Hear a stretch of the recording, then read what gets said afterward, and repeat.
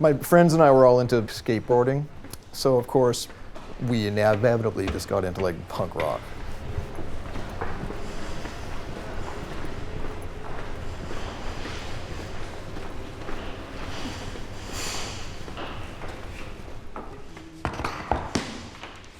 When you're a kid and you're hearing a whole track of just like repeated screaming with a little bit of a beat, you're just kind of like, okay. So I think that kind of gave me a weird, strange head start.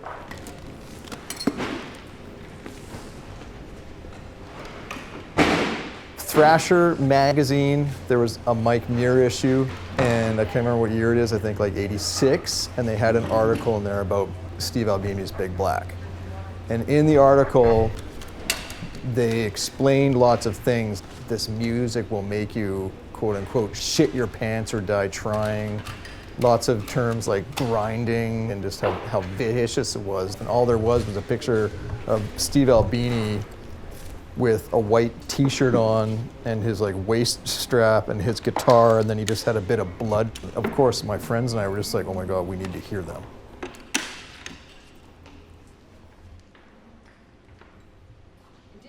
Everything kind of changed. It went from just like punk rock, like, you know, like Black Flag and the Dead Kennedys, to this more like vicious, grinding stuff that focused on more just like the darkest parts of Americana. So when you really look at it, it's really setting a stage for everything that Harsh Noise is about. Of course, we found out that Steve Albini collaborated with a band called Zenigeva. And then we heard that and we're like, oh my God, this is like heavy. So after that, we found out that the guy that heads up Zenigeva, his name is KK Null, and he just does Harsh Noise. I was at that point where it was just, everything was like completely like torn down and abstracted into just a massive wall of noise, like changing noise and rapid noise and vicious noise, no drums, no this, no that. And it was just like pulsing, and it was perfect. I'm like, okay, this is it. This is what I love.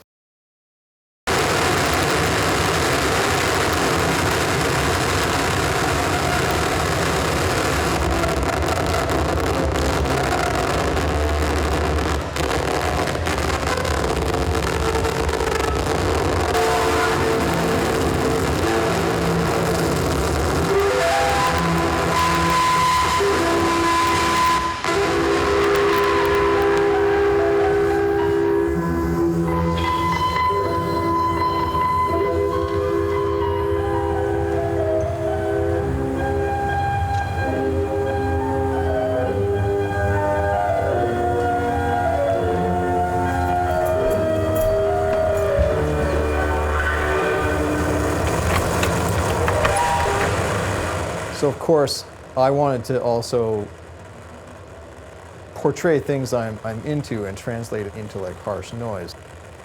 I just straight up started with some of my first like true loves, and I went straight to like genre cinema.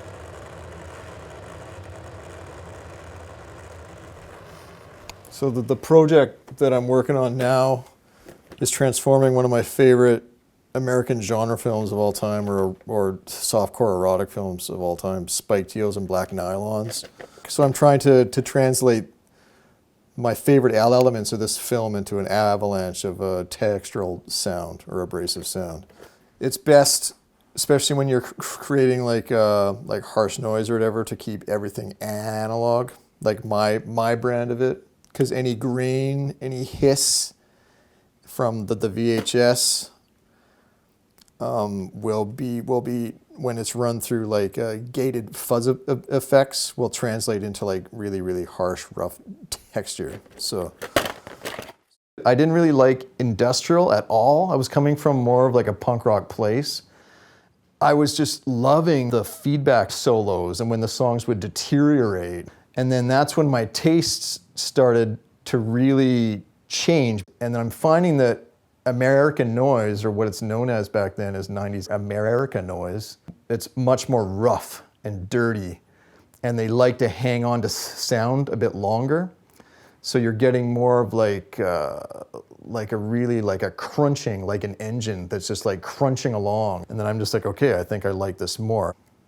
And then I found out about more of the guys out of Italy. So I'm listening to like Dead Body Love. And when I got that tape, it was the most magnificent document of just crunching. So yeah, so I've already kind of worked out what I want from this movie, and it's going to be mostly the dialogue, because dialogue will have the hiss in the background and everything. And music is sometimes too hard to like blow out into like straight fuzz.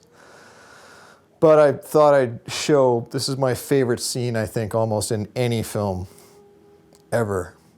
And just this sequence right here, just everything about it is just fucking absolutely perfect.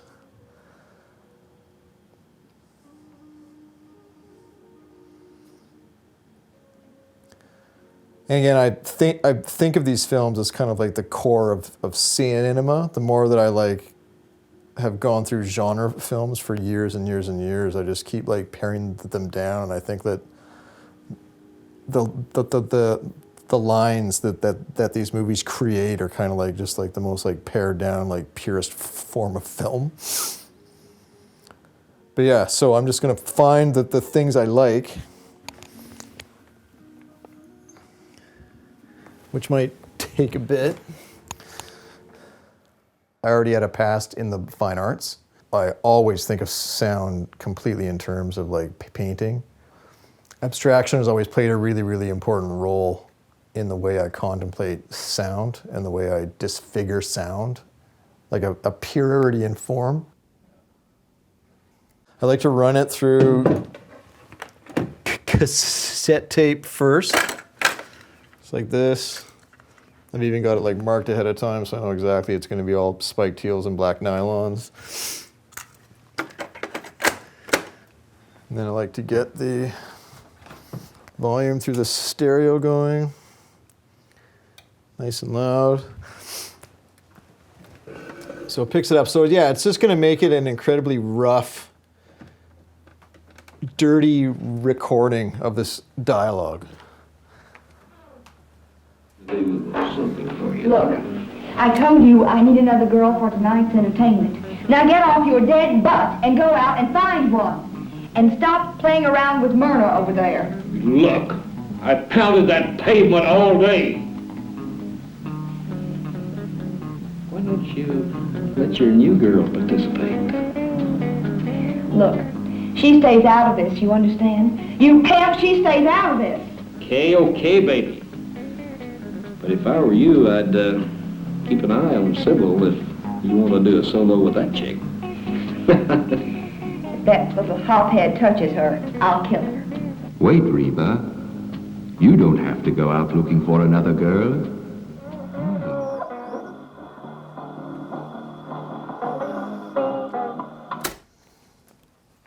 So that's the movie, or what I wanted from the movie.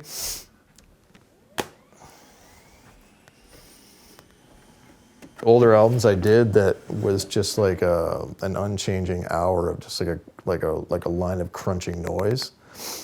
There was a lot of people that called it harsh noise purity.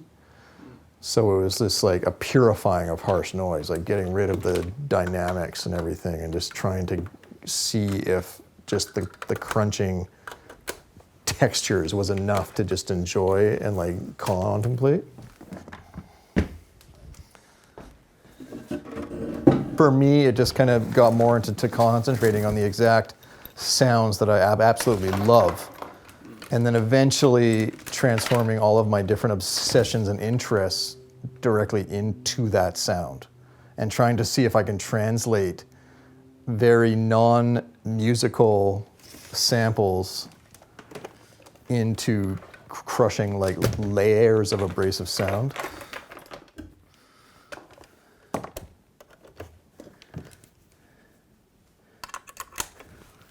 Okay, so now I'm going to run the tape through some biased out and really gated fuzz effects. And Yeah, and yeah, just slowly kind of keep adjusting them and everything until I get the sound I want, and layer it also with just some nice crunchy hiss.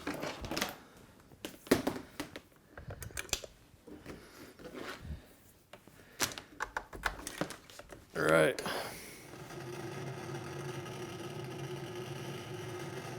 Okay, so I've got a nice like bassy hiss going, but I haven't even fired up the tape yet.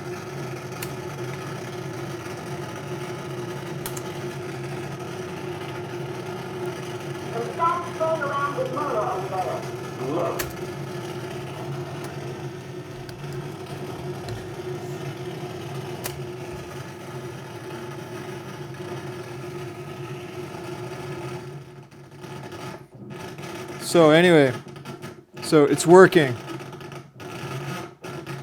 That's the dialogue from the film, kind of translated into kind of like cracking, harsh noise through like so any sound that's going on in the film right now is creating that cracking out sound. Okay, so I like that a lot.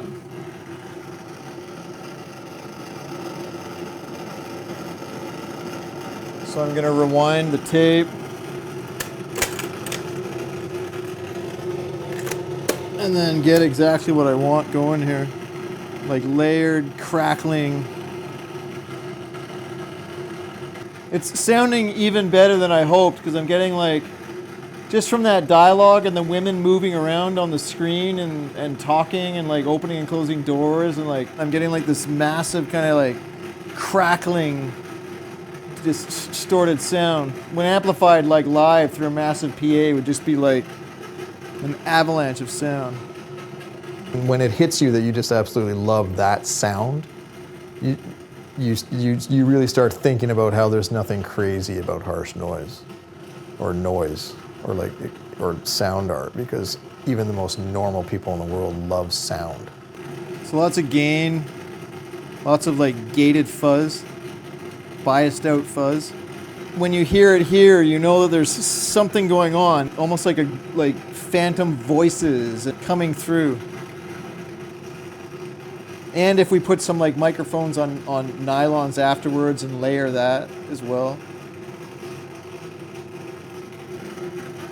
I mean, the women, they're talking about doing sex work and like a brothel. I really, really just like sincerely love this sound. And now I want to make my own. I want to see if I can kind of like articulate what I want from it exactly. Maybe like 21 years ago, I took 45 rare Giallo films from old like imports and bootlegs, and I made this insane hour-and-a-half long compilation of every murder scene. It was made up of around like 45 films. I just used that compilation and I ran it through tons of distortion, and I put it on top of each other and just built like a wall of it until it was this massive avalanche of sound that was completely taken from the sounds of like a Giallo film.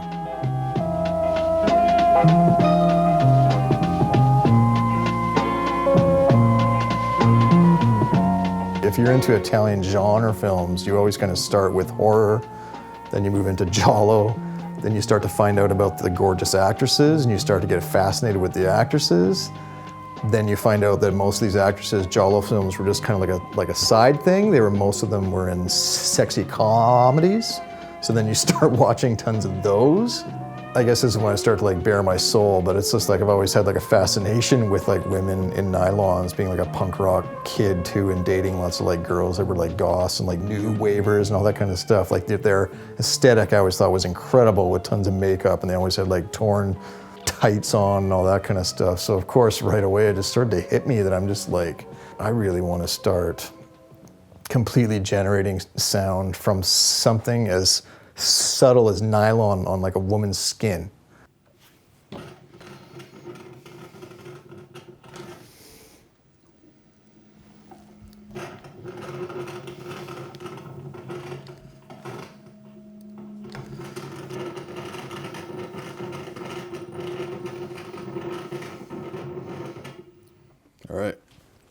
ready to go.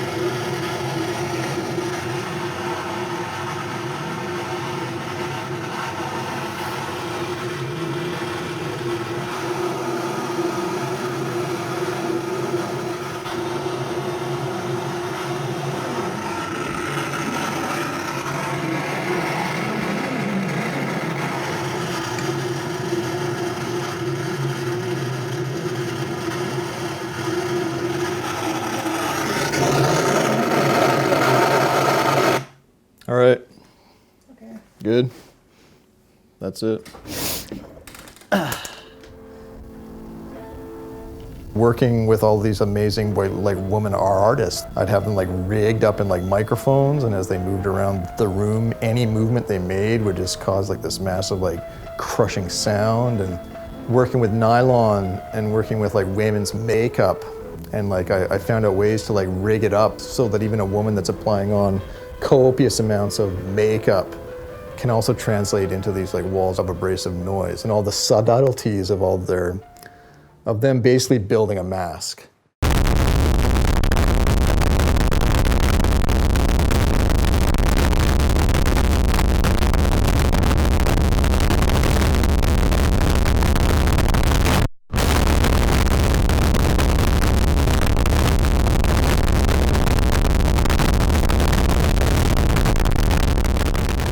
And then wearing nylon to like streamline their look, to like block it out like an abstract painting where detail is now being painted in with all black.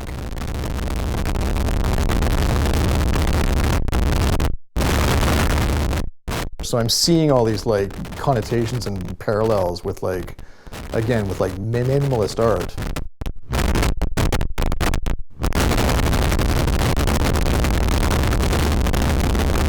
A lot of my work in the past is shamelessly erotic.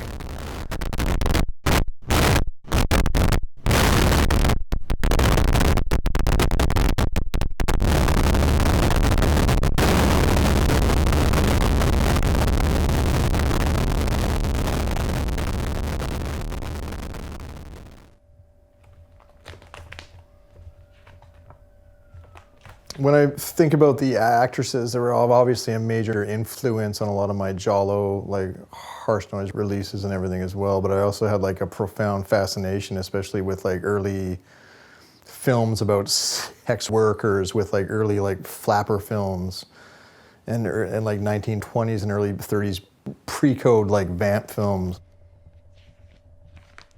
So when I started to like read about ballet and its culture, and I saw that it had all these insane roots in courtesan culture and sex work, the more I read about it, it's like no matter how much it's kind of defined as like a performing art, it has like all these incredible stories of like rich men that would pick the dancers up after performances in like Paris, and it was a huge part of it.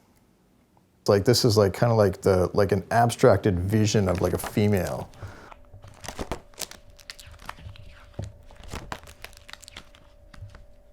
I've never really embraced violent sex and all that. I'm very clear about the fact that I'm looking at a woman, at how she is represented in society. And that's usually in an incredibly abstract way, a very unreal way. And that's the way I'm looking at them. And other women that I work with also are infatuated with that idea. So be it eroticism, or be it like wearing stockings that basically make you look different, like they smooth you, they change your form, or to like makeup or like hairstyles, and just all the societal like pressure, but also all the women that absolutely love this as well. I think my conscious effort to just always be aware of that. I'm not building an aesthetic that doesn't interest me. Everything that I work with still, with the nylons and the tights and the ballet outfits and the point shoes and the use thereof and makeup and everything, I still want it to be attractive to me.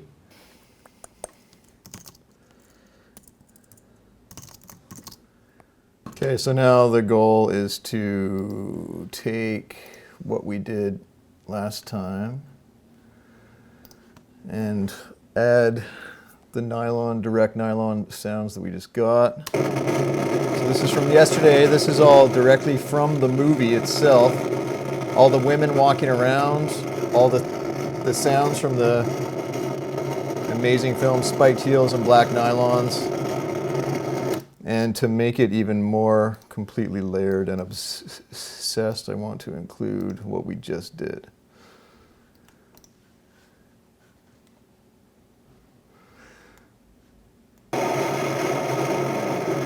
Okay, so now this is both the film and the direct nylon sources.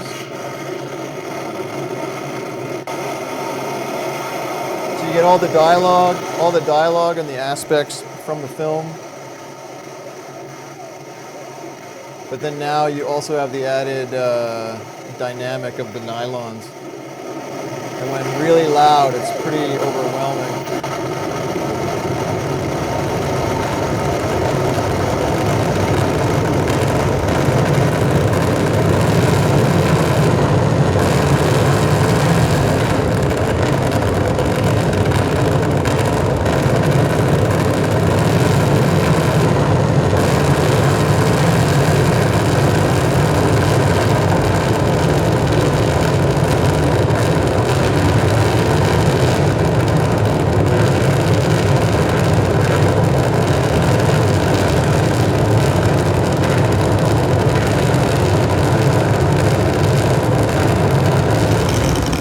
The classical ballet virtually took over my life. So it went from like spending tons and tons of money on like genre films every year to now all my income is just spent on the ballet now.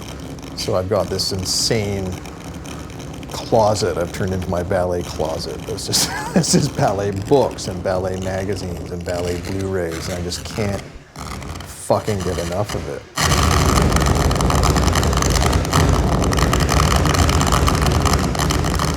When I think about everything that's been happening, and as I keep like translating all of my own like obsessions and like interests in like aesthetic and everything, and that I think this is it. Like I think the future of my work is just going to be completely rooted in the classical ballet.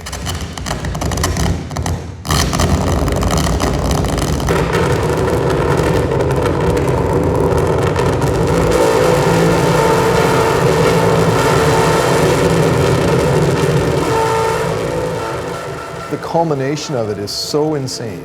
And the makeup, the tights, the foot worship, the stamina, the physicality, like the culmination is so amazing. It actually dwarfs like anything else I've worked on. So when I think of all the work I've done with like flapper actresses and vamp actresses and European genre film actresses and their looks and like genre film and everything, it's actually kind of, it was actually like I was just training.